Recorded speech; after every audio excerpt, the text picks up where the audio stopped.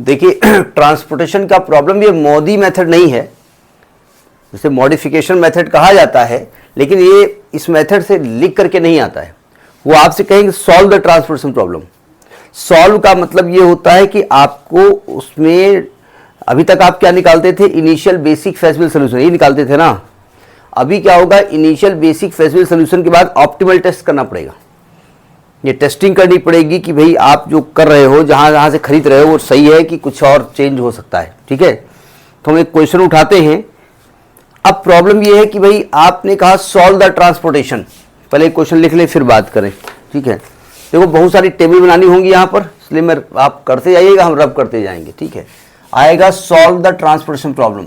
Solve transportation इतना लिख करके आता है। सॉल्व का मतलब ही होता है कि आपको कंप्लीट सॉल्व करना है, यानी आपको ऑप्टिमल टेस्ट करना है।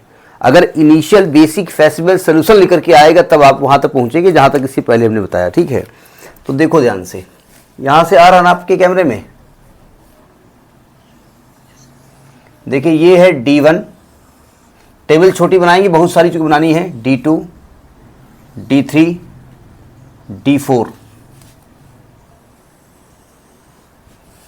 S1, S2, S3, D1, D2, D3, D4, S1, S2, S3, यहाँ पर आएगा सप्लाई, यहाँ पर आएगा डिमांड।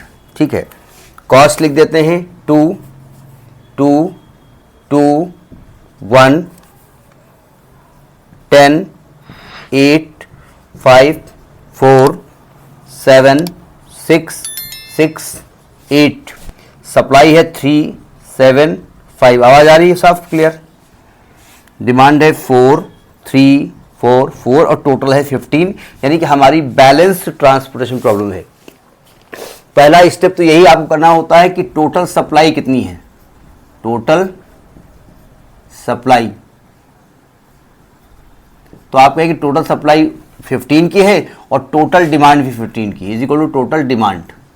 तो because total supply is equal to total demand, so it is balance transportation problem. पहला स्टेप तो आपको यही चेक करना है। चेक हो गया यानी कि काम खत्म, बैलेंस्ड हो गया। ठीक है, अनबैलेंस्ड हम बता चुके हैं आपको। अब प्रॉब्लम यह है कि हमने तो लिखा सॉल्व द ट्रांसपोर्टेशन प्रॉब्लम, हमने ये नहीं लिखा बाय विच मेथड।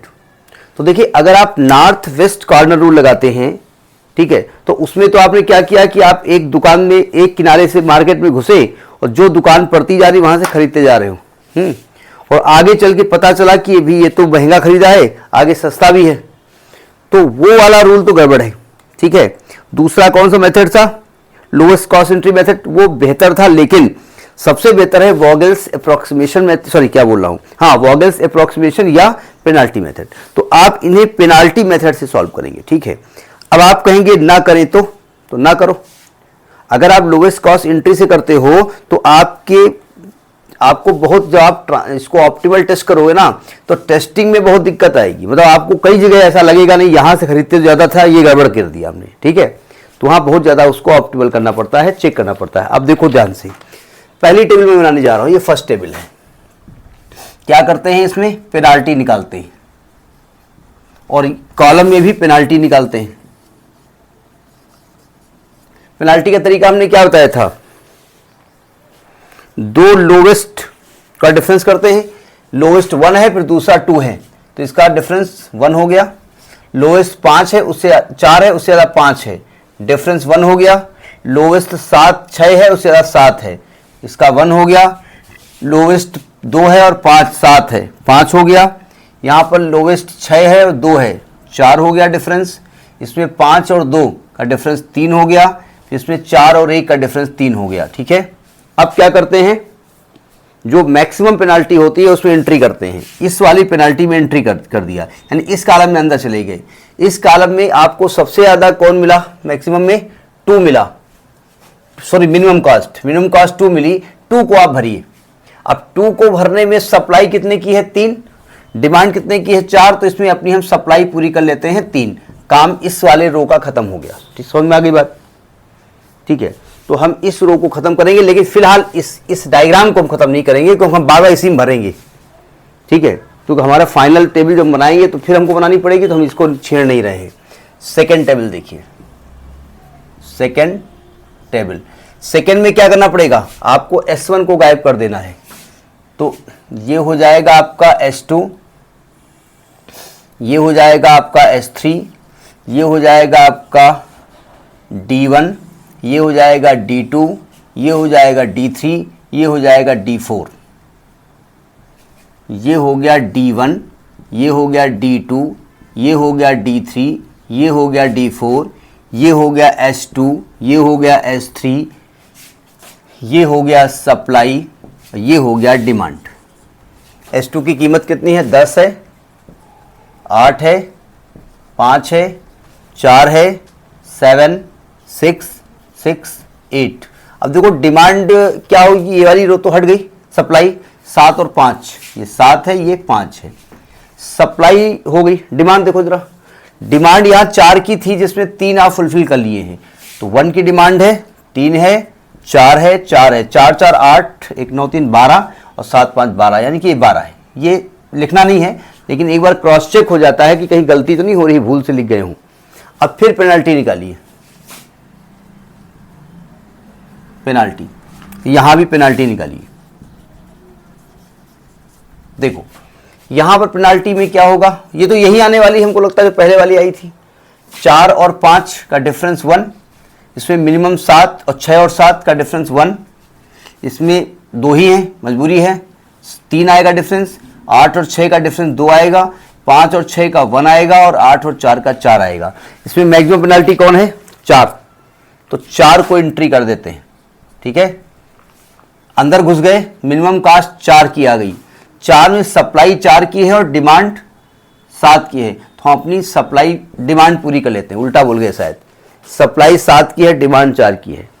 समझ में आ गई बात। यहां लिखते जाएं, कोई दिक्कत तो है नहीं आपको, इसमें हम लिखते जाएं चलेगा ना, क्योंकि हमको टेबल अब बाद में बनानी पड़ेगी, तो हम फिलहाल रब करें, इससे बेहतर है। अब आपको क्या गायब कर देना है, D4 गायब कर देना है, नहीं यानी कि अब D4 गायब होना है। तो देखो अगली टेबल बनाने जा रहे हैं, अगली टेबल में D4 गायब कर दें, ऐसे कर दें चलेगा, बना ही दे, जितना करेंगे गंदा हो जाएगा। थर्ड टेबल, इसमें टेबल बननी होती है, ठीक है। अच्छा बहुत लोग क्या करते हैं, penalty P1 P2 P3 P4 ऐसे निकालते चले जाते हैं समझाने के लिए, एक ही में बना देते हैं, लेकिन आपको बनानी पड़ेगी। Third table, third table, D4 गायब करना है ना, तो क्या आने वाला है, S2, बता देना कि गलती ना हो जाए, ये S2 आने वाला है, S3 आने वाला है, यहाँ D1 रहेगा, यहाँ D2 रहेगा, यहाँ D3 रहेगा, यहाँ D1 रहेगा, यहाँ D2 रहेगा, यहाँ D3 रहेगा, यहाँ S2 रहेगा, यहाँ S3 रहेगा। कीमत लिख देते हैं, ये 10 है, ये 8 है, ये 5 है, ये 7 है, ये 6 है, ये 6 है, ये सप्लाई है, ये डिमांड है।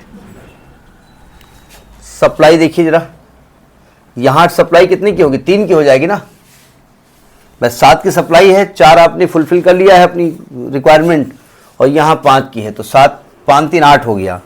यहाँ पर कितने की है, 4 की है, यहाँ 3 की है, यहाँ 4 की है, 4 4 8, गड़बड़ लिख दिया क्या हमने कुछ, 4 कहाँ होगा, सॉरी 1 था ना यहाँ पर, यहाँ 1 था, 3 तो आप भर चुके थे ना, तो 4 3 7 1 8 ये हो गया जाकर के। फिर पेनल्टी निकालिए, पेनल्टी P लिखे दे रहे हैं पेनल्टी के लिए, ठीक है।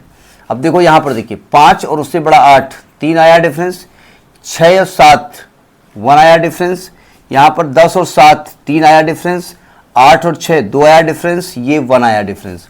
अब देखो यहाँ मैक्सिमम 3 2 जगह है, अब कोई भी 3 आप ले लो, ठीक है। अब सुनो ध्यान से, सावधान, अगर इस 3 में एंट्री करते हैं तो 2 कॉस्ट यहाँ पर है 10 और 7, इसमें एंट्री करते हैं तो 5 8 3, हम चूंकि मिनिमम कॉस्ट चाहते हैं इसलिए हम इस वाले से एंट्री मार रहे हैं। ये रूल ऐसा नहीं है, ऐसा बुक नहीं कहती है कि भाई ऐसे ही करो, लेकिन हमको चूंकि मिनिमम कॉस्ट चाहिए तो हम इस वाले से एंट्री मार रहे हैं। इसमें गए 5 मिनिमम है, तो यहाँ सप्लाई कितनी पूरी करेंगे, 3 की पूरी कर लेंगे। अच्छा ये बताओ, अब तो जरूरत हमको है नहीं कुछ बनाने की, है भाई, आपकी एक ही रो तो बचने वाली, यही पेनाल्टी आने वाली है, तो सबको भरना पड़ेगा। यहाँ कितना भरना पड़ेगा, यहाँ 1 भरना पड़ेगा, यहाँ 3 भरना पड़ेगा, यहाँ पर 1 भरना पड़ेगा। समझ में आई बात, नहीं आई? तो हमने क्या किया है, सब एलोकेट कर दिए, ठीक, इसी में एलोकेट कर देंगे, क्योंकि अब इसके बाद टेबल बनाने की जरूरत नहीं है, क्योंकि एक ही तो रो बची है, तो एक रो में क्या पेनल्टी निकालोगे, ठीक है, अल्टीमेटली सभी को भरना पड़ेगा। अब यहाँ पर आ जाओ, भर लो, यहाँ पर फाइनल जो टेबल बनेगी ये फाइनल टेबल है, ये फाइनल टेबल है। देखो जरा, 5 S2 में 5 में 3 लिया है, S3 में D1 में 1 लिया है, इससे 3 लिया है, इसमें 1 लिया है, और कुछ बचेगा, 3 1 4 1 5। ये आपकी फाइनल टेबल होगी। समझ में आ गई बात, नहीं आ गई? अब आप ट्रांसपोर्टेशन कॉस्ट निकालते हैं। ये क्या निकल रहा है, ये निकल रहा है इनिशियल बेसिक फेसिबल सोल्यूशन, ठीक है, ये फाइनल टेबल आ गई। एक बार क्रॉस चेक कर लीजिएगा, हम भी चेक कर लेते हैं। 2 में 3 हो गया है, 7 में 1 हो गया है, ठीक है। अब निकालते हैं ट्रांसपोर्टेशन कॉस्ट के, पहले m + n-1 निकालते हैं। 3 रो हैं प्लस 4 कॉलम है, -1 6 हो गया, और 1 2 3 4 5 6 is equal to number of allocations. अब सुनो ध्यान से, अगर आप इन सभी जो भी आपने एलोकेट किए हैं इनको लेकर के कोई क्लोज पाथ बनाए तो नहीं बनेगा। देखो नहीं बनेगा, इधर ये छूट जाएगा, ऐसे जाओगे तो फिर नहीं बनेगा, ठीक है। तो क्लोज पाथ बनने वाला नहीं है, ठीक है। और जब क्लोज पाथ नहीं बनता तो हम क्या लिखते हैं, allocations occupy independent position and allocations occupy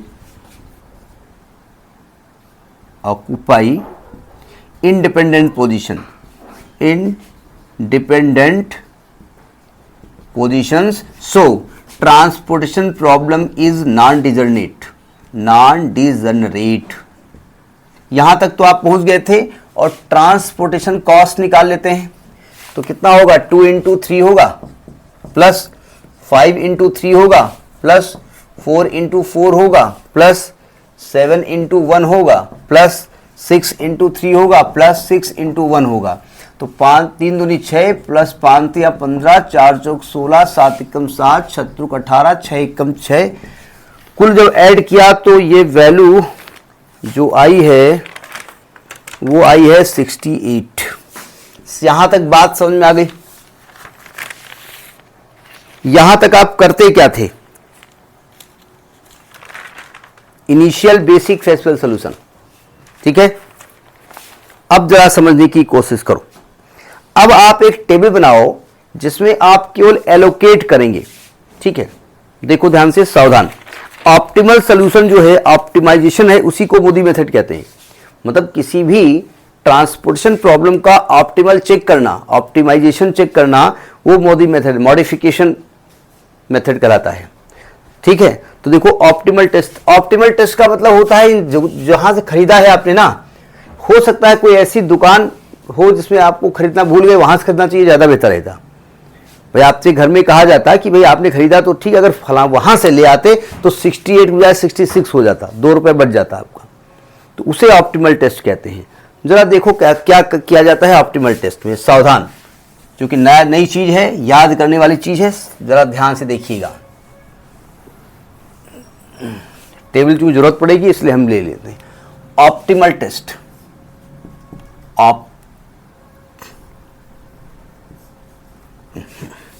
writing बड़ी गंदी है।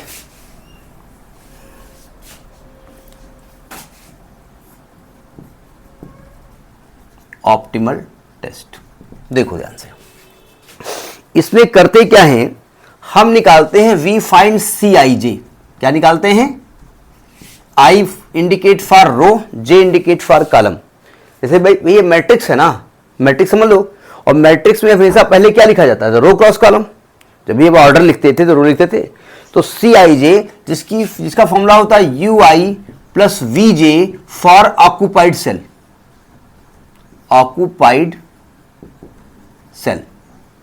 इसका पहले मतलब समझिएगा।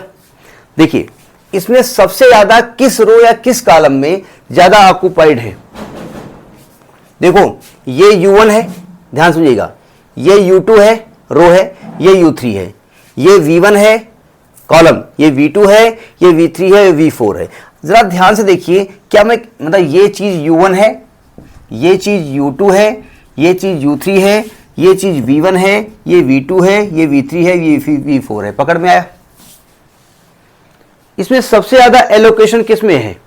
तो मैक्सिमम एलोकेशन आपकी U3 में है ना। आप लिखेंगे U3 has maximum allocation, maximum allocation. So जो मैक्सिमम होता है उसको 0 मान लेते हैं। अब आप एक क्वेश्चन पूछ सकते हैं कि suppose U3 has 2 allocations and V2 also has 2 allocation, then what we do? Then to any you can make it 0, किसी को 0 मान सकते हैं। कोशिश करते हैं लास्ट वाले को मानने की, नहीं समझे? अगर मान लीजिए 2 एलोकेशन 2 जगह होते, वही मैक्सिमम होते, तो any one you can take 0, किसी एक को आप 0 मानेंगे। अब सुनो ध्यान से, पहले इसमें देखिए, इसी को उठाते हैं जरा। ये कौन सी रो है? पहली रो है, सॉरी क्या बोल रहा हूं, third row and first column. तो इसको लिखा जाएगा U3 प्लस V1। समझ में आई बात नहीं आई? इक्वल टू जो कॉस्ट है यहां पर इज इक्वल टू 7, जो कॉस्ट है, ठीक है। अब U3 ऑलरेडी हम निकाल चुके हैं 0, तो यानी कि 0 प्लस 7 इज इक्वल टू, क्या लिख रहा हूं, 0 plus V1 is equal to 7। तो V1 की वैल्यू 7 आ गई, V1 7 निकल आया। यहां लिख दे V1 को 7, कोई दिक्कत? अपनी जानकारी के लिए लिखना नहीं है आपको, हम केवल अपनी जानकारी लिख रहे हैं आपको, ठीक। इसमें आओ, जो ऑक्यूपाइड की बात हो रही, फॉर ऑक्यूपाइड सेल। देखो यहां पे आइए, यहां पर लिखेंगे आप, ये थर्ड कॉलम है, थर्ड रो है, सेकेंड कॉलम है, plus V2 is equal to 6 है, और U3 ऑलरेडी 0 आप कर चुके हैं। तो क्या मैं कह सकता हूं V2 इज इक्वल टू 6, यानी V2 की वैल्यू 6 आ गई, है ना। यहां पे आओ, U3 plus V3 is equal to 6 है, और U3 इज 0, तो V3 इज आल्सो 6, V3 की वैल्यू भी 6 आ गई, ठीक है। हमने जानबूझ के वाला रो क्यों चुना था? बिकॉज V3 इज गिवन, तो हमने कहा एक ही झटके में V1 V2 V3 निकल आएगा। ऐसा कोई नियम नहीं होता है, आप यहां से स्टार्ट करिए। अब यहां पे आओ, ये इसको ऐसे देखो, ये इसको ऐसे लिख दिया करो, एक मिनट, ये है आपका C31 बराबर, ठीक है, ये C31 है ना, Cij बोला हमने, तो C31 है, ये C32 है, ये C33 है। यहां देखो ये C11 है ना, पहला बॉक्स जो है, पहले रो, तो C11 मतलब U1 plus V1 it is equal to 2, और V1 यू हैव गॉट 7, तो यानी कि U1 plus 7 is equal to 2, तो value of U1 is -5, U1 आ गया माइनस का 5। एक एक देखते जाओ और एक एक निकालते जाओ। यहां पे आ जाओ, ये मिला आपको, ये कौन सा कॉलम है? C23, C23 कितना है? 5।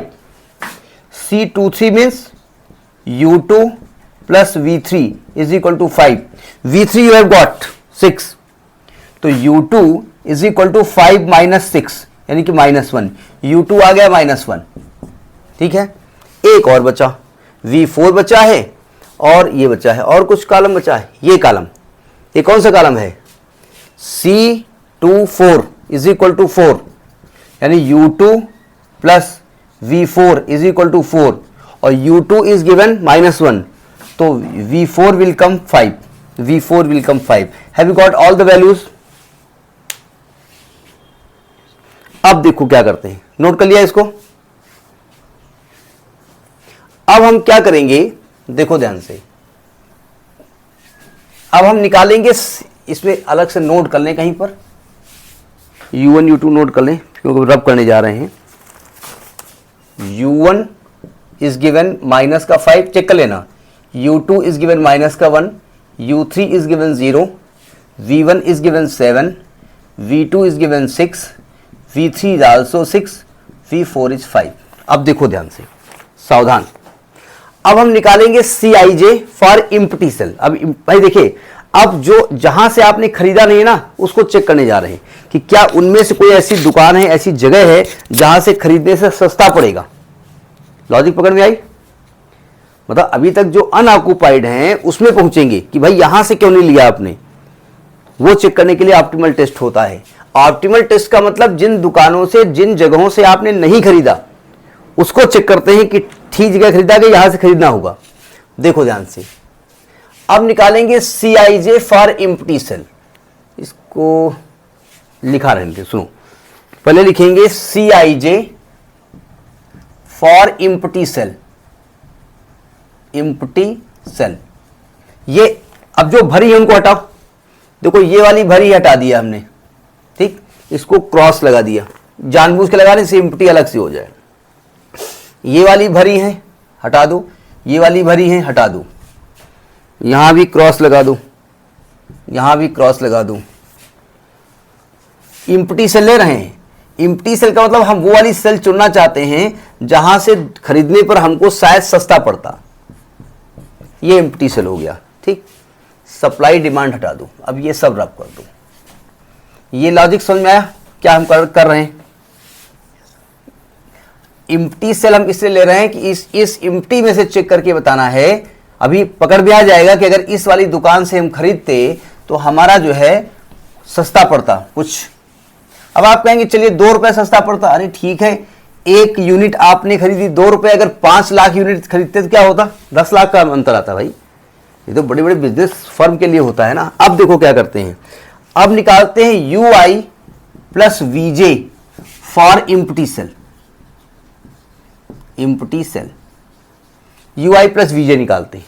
कैसे? देखो ध्यान से, पहले सेल बनाओ, जितनी सेल यहां बनी है, तो D3 D4 S1 S2 S3। Steps याद रखिएगा क्योंकि एग्जाम में याद जरूरी है। D1 D2 D3 D4 S1 S2 S3। देखो यहां पर UI है, यहां पर VJ है, ये एम्प्टी है, ये एम्प्टी है, ये सॉरी ये ऑक्युपाइड है, ये ऑक्युपाइड है, ये ऑक्युपाइड है, ये एम्प्टी बची, ठीक, जहां पर आपने कुछ भरा नहीं था। अच्छा U1 कितना है आपका? माइनस का 5, U2 है माइनस का 1, U3 है 0, V1 है आपका 7, V2 6, V3 6, V4 5। सुनो ध्यान से, सावधान, ये एम्प्टी थी ना, यहां पर U1 है, यहां पर V2 है, तो 6 प्लस माइनस 5 1 आएगा। फिर ये एम्प्टी है, 6 प्लस माइनस 5 1 आएगा, 5 प्लस माइनस 5 0 आएगा। ये एम्प्टी है, 7 प्लस माइनस 1 6 आएगा, 6 प्लस माइनस 1 5 आएगा, 5 प्लस 0 5 आएगा। समझ में आई बात? नहीं आई? एक बार चेक कर लेते हैं, नहीं चेक किसलिए करते हैं, गलती ना हो जाए। अब देखो क्या करते हैं, अब आप डेल्टा IJ निकालेंगे। डेल्टा IJ का फॉर्मूला होता है CIJ minus UI plus VJ for empty cell. Empty cell, ठीक है। अब देखो ध्यान से, मैं डेल्टा IJ इसको बना लूं, UI प्लस VJ निकल ही आया, मैं इसको डेल्टा IJ बना ले रहा हूं। डेल्टा IJ क्या फॉर्मूला होता है? CIJ minus UI plus VJ। देखो ध्यान से, फॉर एम्प्टी सेल, सावधान। देखो ये CIJ है ना 2, और UI प्लस VJ 1 है, तो 2 प्लस 1 2 माइनस 1 कितना होगा? 1 आएगा। यहां पर 1 आने वाला है, क्यों? फिर 2 में 1 माइनस करोगे तो 1 यहां भी आएगा, 1 में 0 माइनस करोगे यहां भी 1 आएगा, क्यों? अच्छा, चूंकि डेल्टा IJ है इसलिए UI से कोई मतलब अब नहीं है। यहां पर डेल्टा IJ बन रही है टेबल अगली वाली, ठीक, पहली होगी। अब यहां पे आ जाओ, यहां पर 10 है, यहां पर 6 है, 10 माइनस 6 4 आने वाला है, 8 माइनस 5 3 आने वाला है, और 8 माइनस 5 3 आने वाला है। आ गया डेल्टा IJ। चूंकि डेल्टा IJ की एक खास बात, अगर डेल्टा IJ सभी ग्रेटर देन 0 हैं तो सोल्यूशन इज ऑप्टिमल। तो आप लिखेंगे as delta IJ all all delta I J is greater than 0 for empty cell, empty cell, so solution is optimal. Solution क्या है? ऑप्टिमल है. ठीक, तो यानी कि आपकी जो ट्रांसपोर्टेशन कॉस्ट है, टी कॉस्ट, वो पहले कितने रुपए निकली थी? 68. तो ये मिनिमम ट्रांसपोर्टेशन कॉस्ट आपकी 68 ही निकलने वाली है. Have you got the method? तो ये वो मेथड है जिसमें आपको ऑप्टिमल सॉल्यूशन मिल गया. ठीक है. अगर डेल्टा आई जे की खास बात देखिए, डेल्टा आई जे अगर निगेटिव आ जाता, अगर ग्रेटर देन 0 होता तो कोई बात नहीं, ऑप्टिमल हो गया. अगर निगेटिव आ जाता, ठीक है, तो फिर वो ऑप्टिमल ना होता, तो उसे फिर नेक्स्ट स्टेप पे जाना पड़ता आपको. ठीक है, मतलब जिस जगह निगेटिव आ जाएगा मतलब उस जगह से आपको खरीदना पड़ेगा. ठीक है, अब उस जगह से खरीदोगे तो कहीं से कम करना पड़ेगा ना. फिर आपने घर में जितना कहा गया उतना खरीद लिया, अब कहाँ से खरीदना पड़ेगा ये तो क्लियर हो गया, अब कहाँ से कम करना पड़ेगा ये देखना पड़ेगा. ठीक है, तो ये तो पहले आप करिए जिसमें ऑप्टिमल है. नोट करिए इसको.